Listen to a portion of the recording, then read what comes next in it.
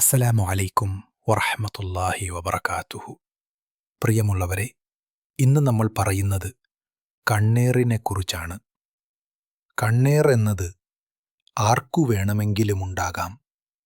നമ്മുടെ സമ്പത്തിനും സന്തോഷത്തിനും ആരോഗ്യത്തിനുമെല്ലാം കണ്ണേറ് ബാധിക്കാം. കുട്ടികൾ മുതൽ മുതിർന്നവർ വരെ കണ്ണേറുകൊണ്ട് ബുദ്ധിമുട്ടുന്നവരാണ്.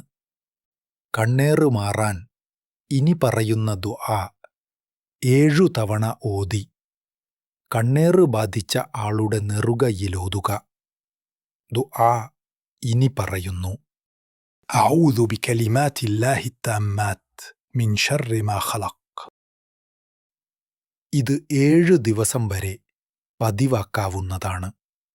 ഉറപ്പായും കണ്ണേറ് ശമനം ലഭിക്കുന്നതാണ്. ഇൻഷാ അല്ലാഹ്. അല്ലാഹു അനുഗ്രഹിക്കട്ടെ. ആമീൻ.